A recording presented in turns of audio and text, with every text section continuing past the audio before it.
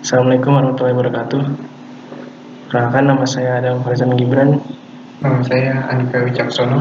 Kami dari kelas 17 3A 27 akan mempresentasikan tugas praktikum jaringan komputer. Yang pertama akan disampaikan oleh Andika. Yang pertama kita masuk ke pertemuan pertama, ada pengenalan jaringan komputer. Pengenalan jaringan komputer. Di sini ada pengertian dari jaringan komputer. Apa sih jaringan komputer itu? Jaringan komputer adalah hubungan dua device ataupun lebih yang digunakan untuk berkomunikasi di antara device tersebut. Secara sederhananya, jaringan komputer adalah jaringan telekomunikasi yang memungkinkan antar komputer untuk saling berkomunikasi dengan bertukar data. Jaringan dapat pula didefinisikan sebagai penghubung antara dua buah atau lebih komputer yang memiliki satu tujuan utama. Lanjut, di sini kita masuk ke manfaat dari jaringan komputer. Terdapat banyak sekali manfaat dari jaringan komputer, yaitu bisa menghemat biaya, lalu ada mempercepat informasi dan integrasi data, memudahkan juga komunikasi antar divisi, lalu memudahkan berbagi data juga. Lanjut, di sini ada kriterianya. Pada jaringan komputer itu dibedakan menjadi 4, yaitu ada pertama, berdasarkan distribusi sumber informasi data. Yang pertama itu ada jaringan terpusat. Jaringan ini terdiri dari komputer klien dan server, yang mana komputer klien yang berfungsi sebagai perantara untuk mengakses sumber informasi atau data yang berasal dari satu komputer server. Seperti ini, jadi server pusat menuju ke klien, ke user. Lanjut. Di sini yang kedua ada jaringan terdistribusi, yaitu merupakan perpaduan beberapa jaringan terpusat sehingga terdapat beberapa komputer server yang saling berhubungan dengan klien membentuk sistem jaringan tertentu. Nah, di sini ada gambarnya. Lanjut ke jenis jaringan komputer. Jenis jaringan komputer itu ada 4 macam, yaitu ada LAN, MAN, dan WAN. Berikut jenis jaringan komputer. LAN, kepanjangan LAN yaitu Local Area Network. Local Area Network itu merupakan jaringan milik pribadi di dalam sebuah gedung atau kampus yang berukuran sampai beberapa kilometer. LAN seringkali digunakan untuk menghubungkan komputer pribadi dan workstation atau kantor dan perusahaan. Lanjut, yaitu ada MAN, Metropolitan Area Network. MAN merupakan jenis jaringan yang lebih luas dan lebih canggih dari LAN. Disebut MAN karena jenis jaringan MAN ini bisa digunakan untuk menghubungkan jaringan komputer dari kota ke kota lainnya. Lanjut, di sini ada WAN, Wide Area Network. WAN merupakan jenis jaringan yang lebih luas dan lebih canggih dari LAN dan MAN. WAN ini bisa digunakan untuk penghubungan suatu jaringan dari negara satu ke negara lain, dari benua satu ke benua yang lain. Itu WAN. Dan yang terakhir ini ada internet. Internet adalah jaringan komputer global atau mendunia, karena internet merupakan jaringan komputer yang terhubung secara mendunia, sehingga komunikasi dan transfer data atau file menjadi lebih mudah.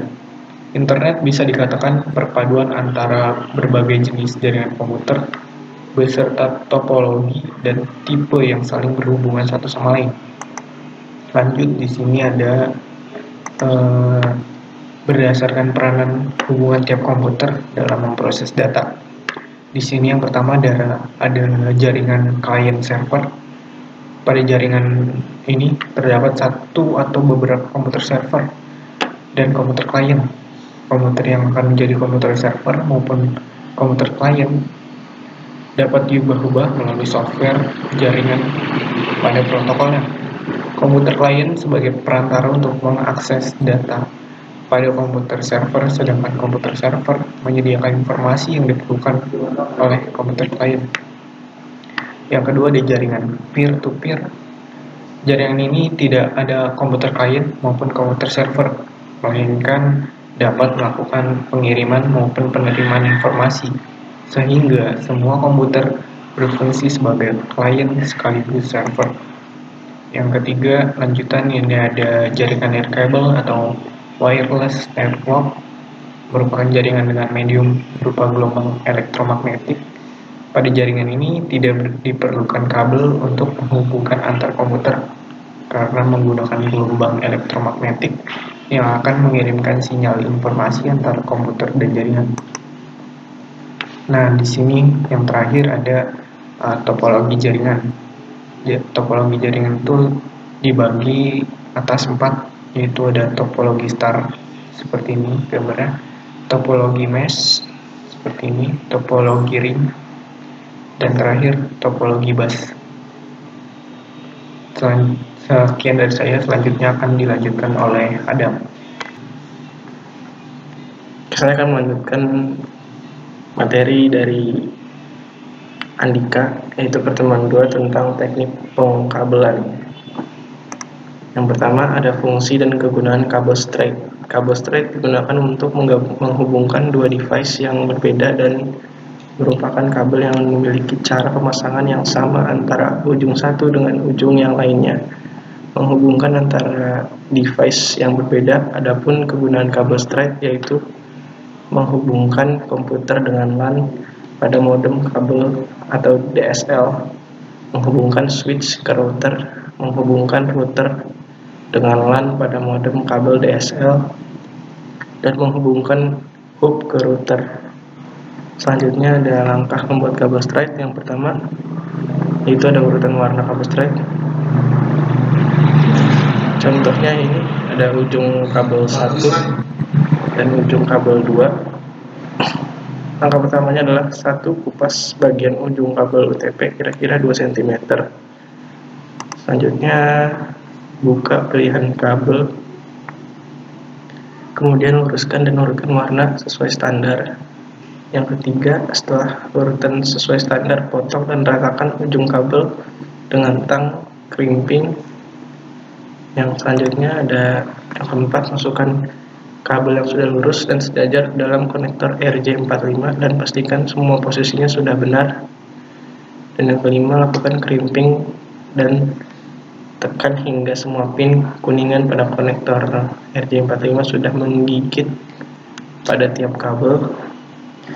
Yang selanjutnya ada fungsi dan kegunaan kabel cross. Kabel cross merupakan kabel yang memiliki susunan sama antara ujung satu dan ujung yang lainnya. Kabel cross digunakan untuk menghubungkan dua device yang sama. Adapun guna kabel cross menghubungkan dua komputer secara langsung, menghubungkan dua hub, menghubungkan komputer dengan router, menghubungkan switch dengan hub, menghubungkan dua buah switch. Di sini ada contoh urutan warna kabel cross. Selanjutnya ada kabel UTP. Kabel UTP adalah jenis kabel yang biasa digunakan untuk membuat jaringan komputer yang berisikan 4 pasang kabel. Kabel twisted pair dibagi menjadi 2 jenis, yaitu shielded dan unshielded. Shielded adalah jenis dari kabel UTP yang memiliki selubung pembungkus, sedangkan unshielded adalah jenis yang tidak mempunyai selubung atau pembungkus. Untuk konektor kabel ini memakai konektor RJ45. Ya, lanjutan dari sebelumnya ada untuk memotong kabel, melepas pembungkus kabel, dan memasang konektor. Memasang konektor itu adalah crimping atau tang crimping. Selanjutnya ada konektor kabel Ethernet yang memiliki fungsi sebagai konektor pada topologi jaringan komputer, LAN atau local area network, dan topologi jaringan lainnya.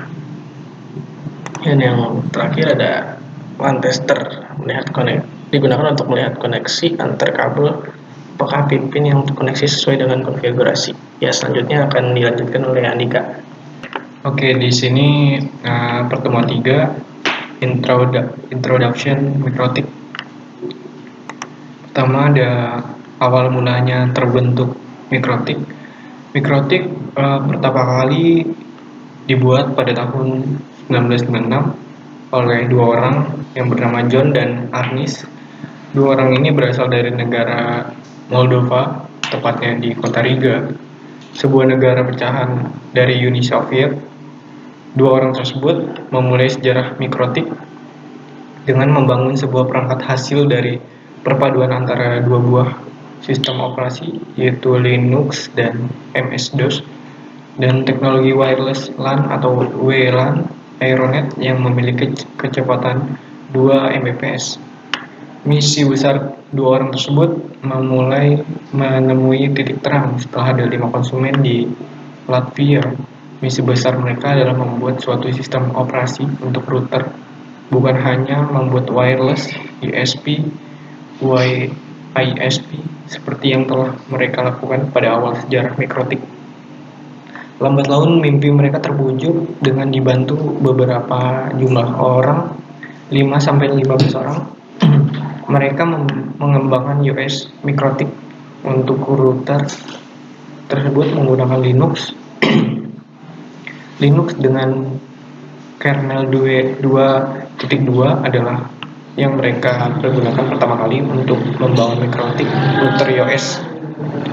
Dan hingga kini mikrotik terus berkembang dan kepopulerannya ini dibuktikan dengan banyaknya pengguna sistem operasi router. Lanjut, apa sih mikrotik? Pengertian mikrotik itu secara umum merupakan sistem operasi dan perangkat lunak yang bisa digunakan untuk menjadi sebuah PC atau komputer untuk router network yang handal. Di dalam routernya tadi, PC juga mencakup banyak fitur unggulan seperti IP network, jaringan wireless, provider warnet, dan hotspot. Jadi, mikrotik benar-benar membantu para penggunanya. Lanjut, fungsi mikrotik itu apa aja sih? Yang pertama, fungsi mikrotik yaitu untuk memblokir situs-situs yang mengandung konten terlarang menggunakan proxy di mikrotik sehingga mendukung program pemerintah berupa penggunaan internet positif. Yang kedua, mikrotik berfungsi untuk pengaturan dan konfigurasi LAN menggunakan PC mikrotik router iOS beserta perangkat keras yang sangat rendah. Tiga, fungsi mikrotik adanya pengaturan jaringan internet yang dapat dilakukan secara terpusat sehingga memudahkan admin dalam mengelola. Dapat digunakan sebagai billing hotspot yang mempermudah konfigurasi dan pembagian bandwidth. Dan yang kelima dapat digunakan untuk pembuatan PPPoE server. Lalu ada mampu memisahkan bandwidth traffic internasional dan lokal.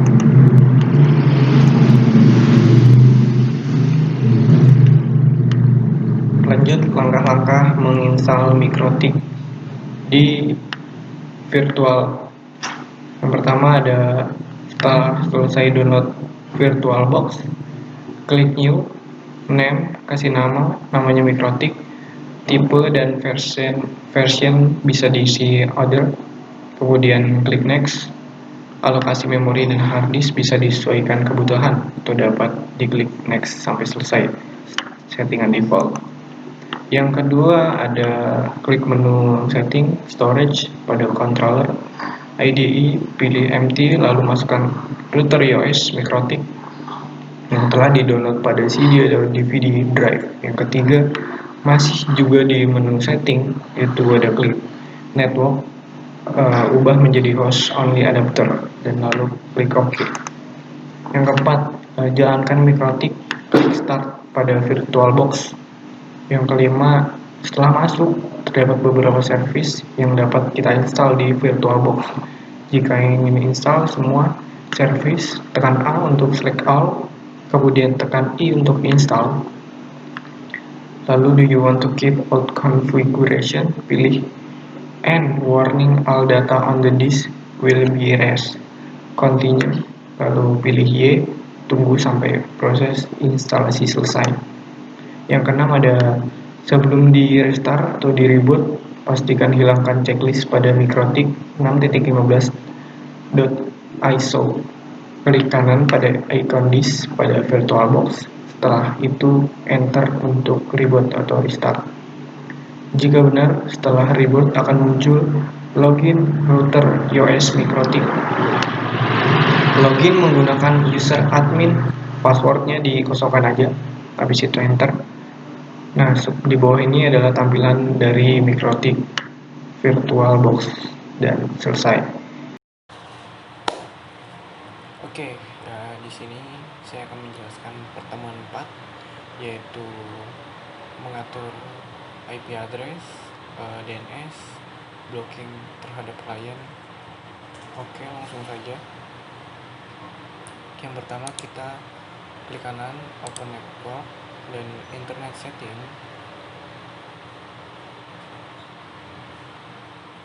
Lalu kita buka wifi,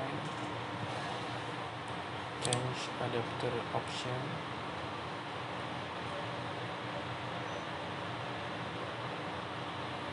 lalu double klik, lalu kita ke properties,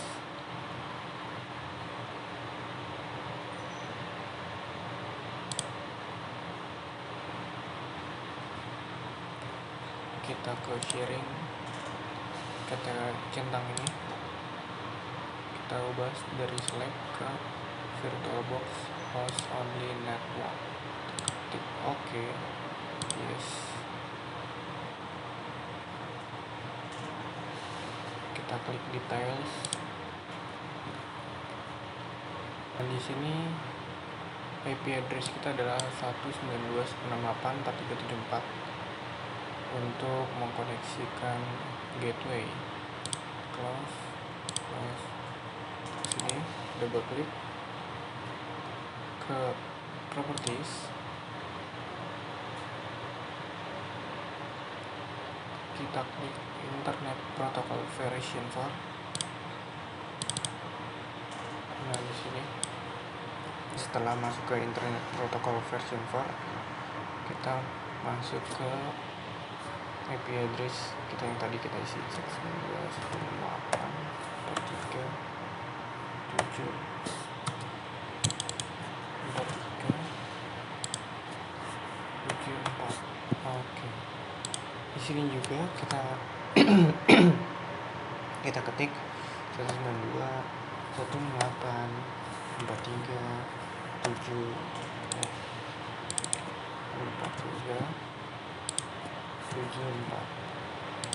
Jadi 192.168.3. Untuk alternatifnya kita bebas saja 17. Oke, udah. Oke, lanjut. Kita sekarang buka VirtualBox. Yes.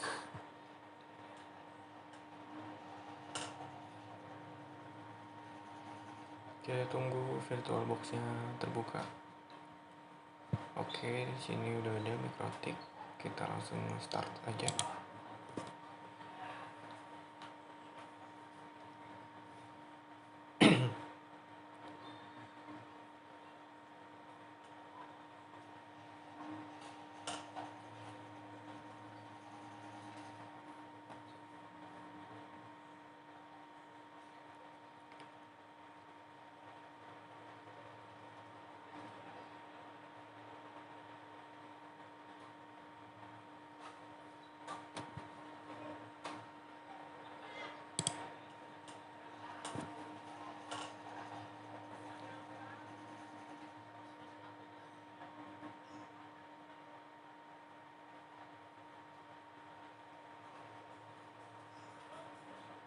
Oke, di sini sudah masuk MikroTik login. Kita login dengan admin. Nah, di sini muncul password. Kita ketik enter lagi aja. Oke. Setelah itu kita buka Winbox. Sini Winbox.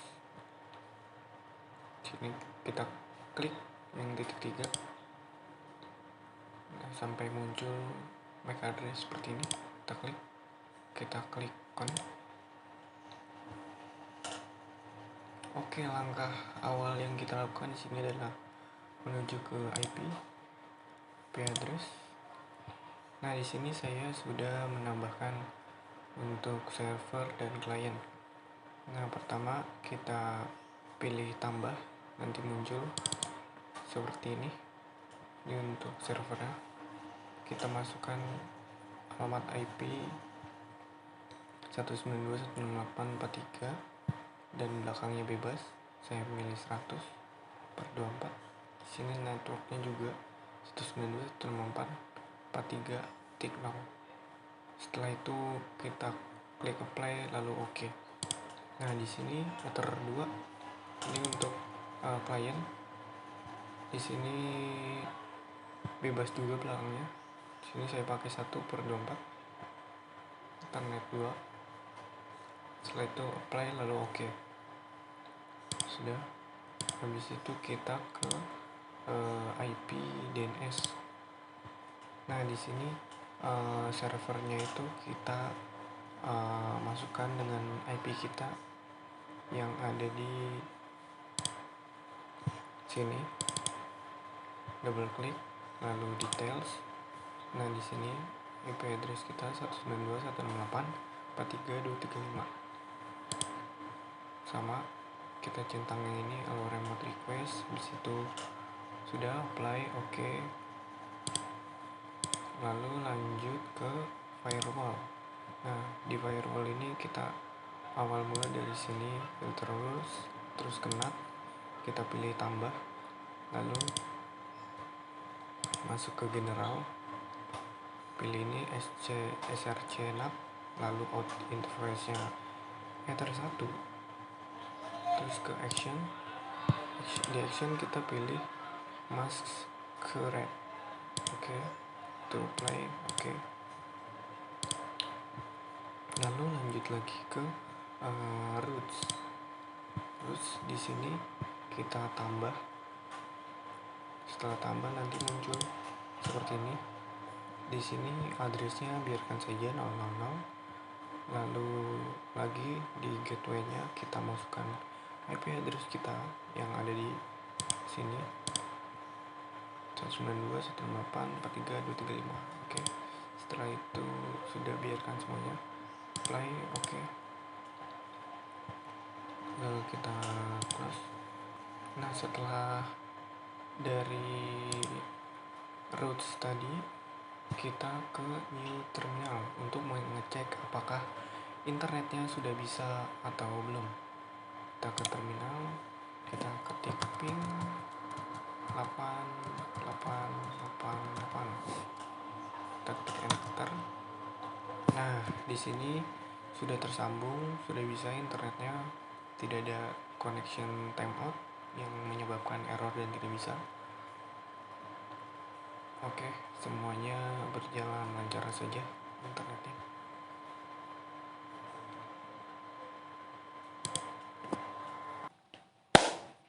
Oke, lanjut. Selanjutnya yang akan saya lakukan adalah bagaimana caranya connect ke klien dengan menyeting IP DHCP server, lalu tambah interface-nya ganti ke Ether 2, lalu klik OK, pilih ini, kita klik DHCP setup,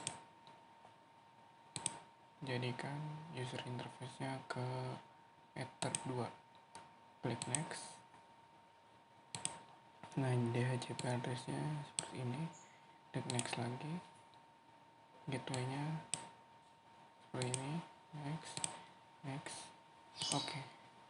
Seperti itu untuk melanjutkan ke jaringan klien. Oke, setelah setting DHCP server, kita lanjut ke koneksi klien. Untuk koneksi klien di sini saya menggunakan Lubuntu, bisa juga menggunakan Ubuntu karena Lubuntu lebih ringan. saya memakai Ubuntu. Dan selanjutnya untuk mengecek apakah kita menggunakan koneksi internet dari klien, kita bisa ngecek di sini connection information. Nah, di IP address ini, di sini sudah terlihat bahwa ini kita menggunakan koneksi klien yang kita sudah setting di DHCP server tadi. Nah, sudah sesuai. Dan selanjutnya kita akan mengecek apakah internetnya bisa atau tidak. Kita mengecek di Mozilla, kita cek kecepatan internetnya. Kita cek di sini apakah kecepatannya kencang atau tidak. Oke, kita klik mulai.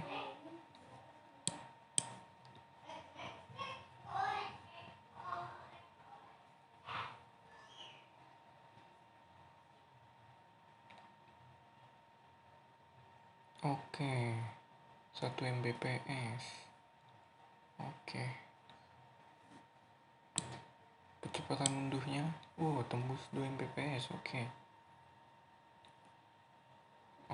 2,92 untuk kecepatan unggahnya. 0,50. Oke, 500 KB.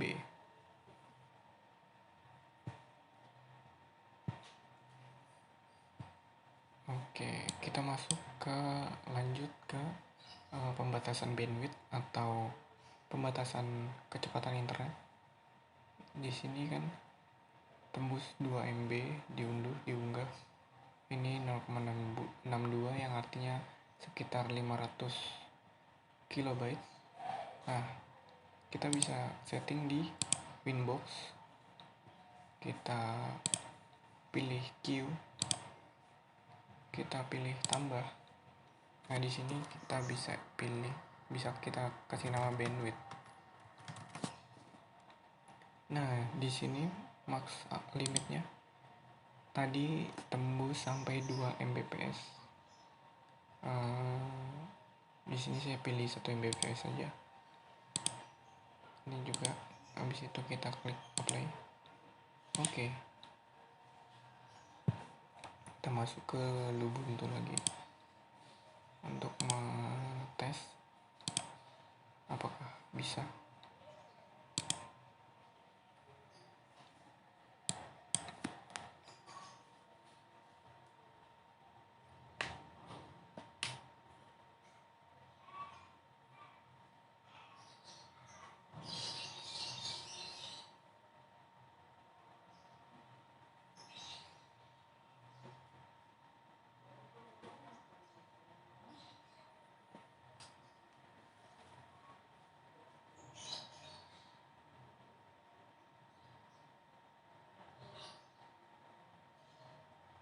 Oke.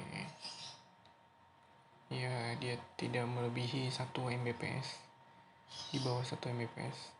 Berarti kita berhasil untuk membatasi kecepatan internetnya. Unduhnya juga tidak tembus 1 Mbps. Oke. Berarti pembatasan bandwidthnya berhasil. Oke. Selanjutnya kita melanjutkan ke pemblokiran situs dengan cara menggunakan Winbox lagi, dengan cara IP, terus kita klik firewall, kita buka layer 7 protocol, kita klik tambah, nanti akan terbuka seperti ini. Nah, di sini nama bebas saja, tapi kalau saya memberi nama blokir. Nah, untuk namanya di sini kita ketik panah ke atas, terus titik, terus tambah, terus buka kurung facebook.com, terus tutup kurung titik kali $, terus kita apply. Oke. Nah, kita menuju ke filter rules. Di sini bisa tambah. Nah, nanti di general kita pilih yang forward, lalu di source address kita ketik IP client 192.168.100/24. Selanjutnya kita ke advance. Di layer 7 protokol kita pilih blokir. Lanjut di action. Di action kita pilih reject. Oke, setelah semua sudah, pilih apply. Oke, kita coba apakah dia akan memblokir situs Facebook. Apakah tidak bisa kebuka facebook.com.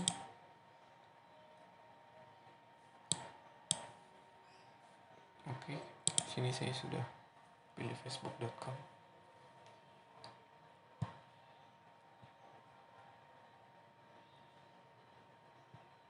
Dan pemblokirannya bekerja. Coba kita buka tab baru dengan klik YouTube. Apakah akan kebuka?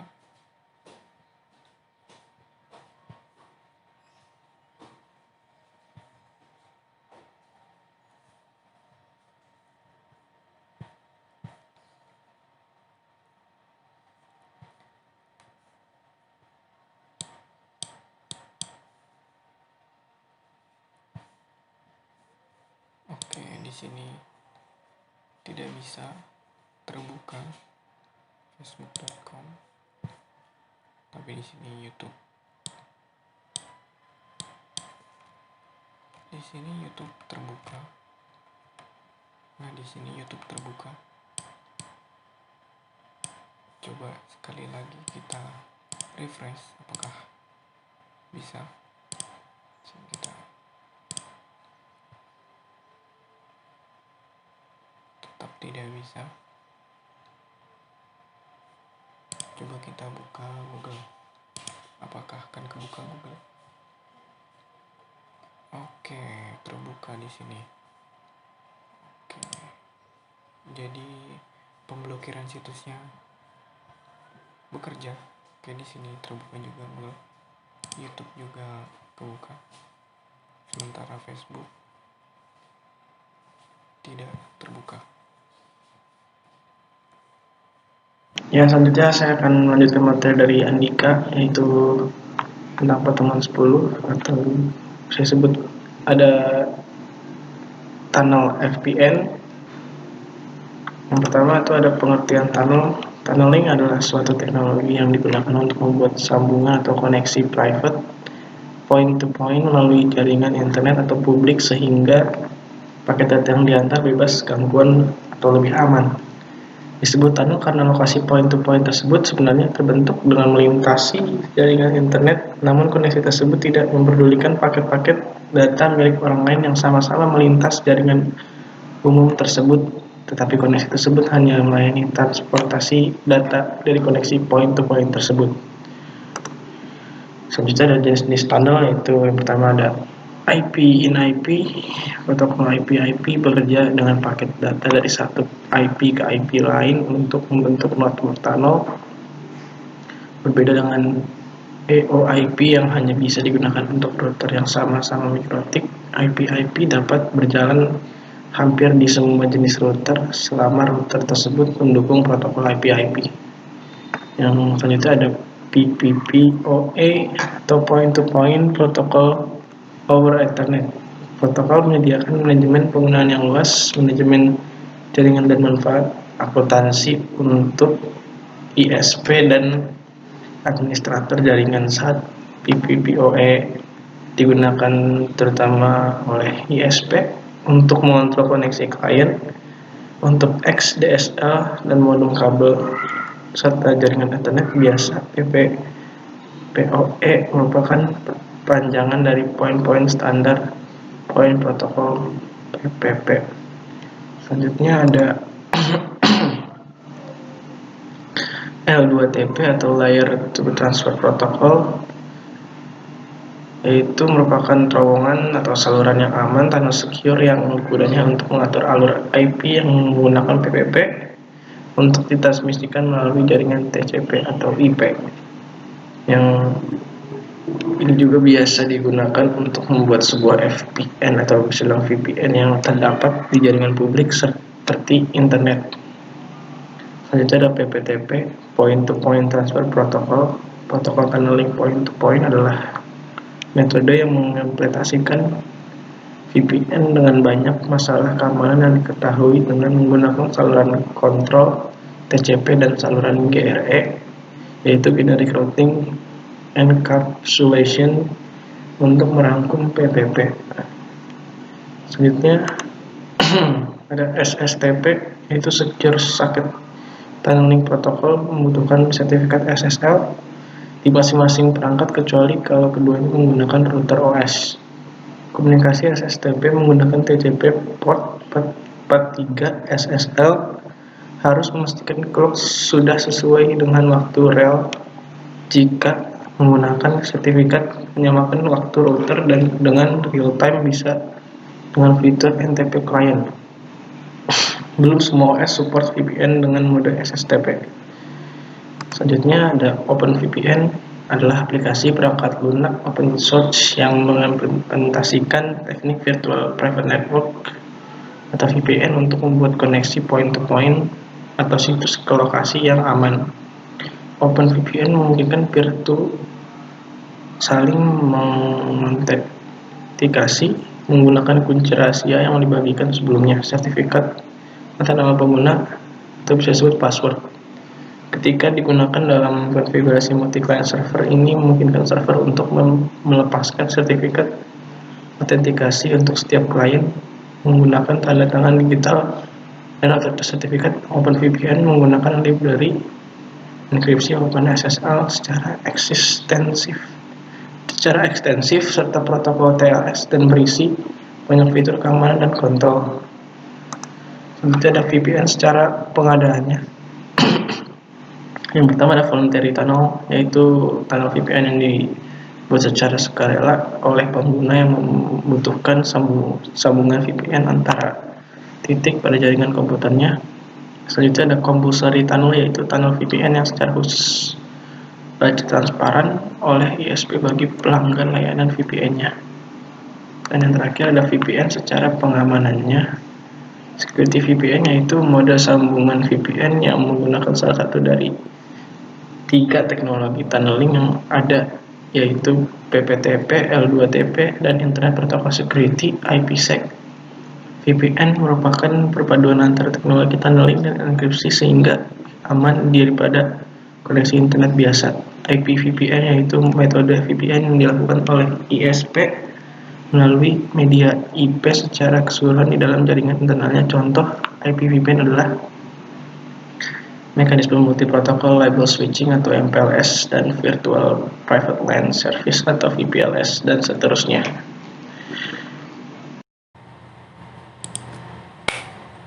Oke, di sini saya akan menjelaskan pertemuan 11, yaitu tunneling VPN PPTP. Yang pertama kita lakukan adalah masuk ke Winbox, lalu kita pilih PPPP.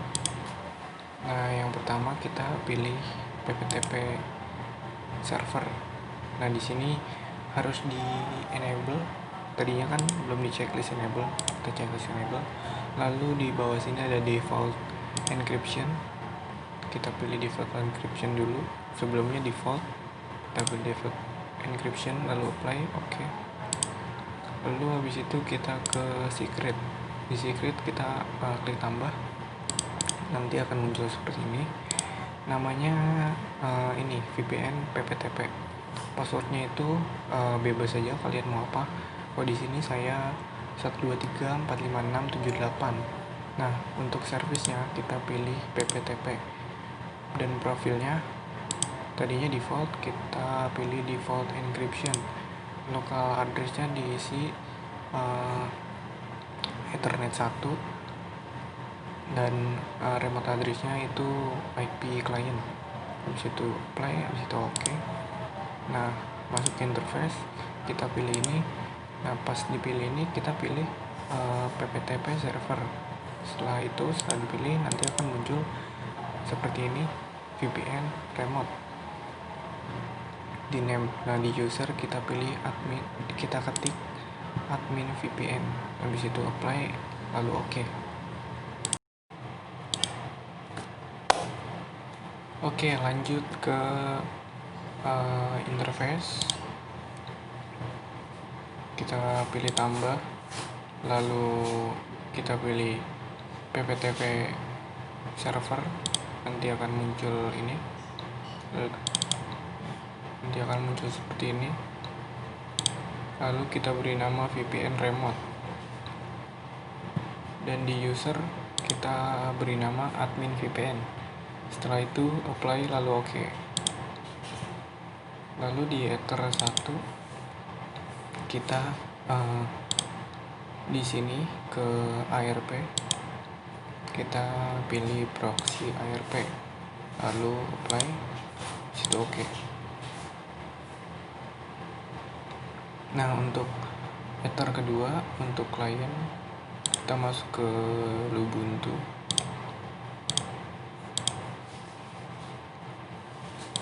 kita pilih edit connection, lalu double klik di netline sini, IPv4 setting. Nah, di sini saya pilih manual, lalu addressnya kita pilih dari IP client. Di gateway-nya ini IP Ether 1. Setelah itu save, kita tes ke CMD. Kita pilih CMD. Nah, di sini kita ping, kita masukkan IP client, ping 192.168.100.2. Kita enter. Nah, di sini sudah pasti request timeout dikarenakan kita belum membuat VPN-nya.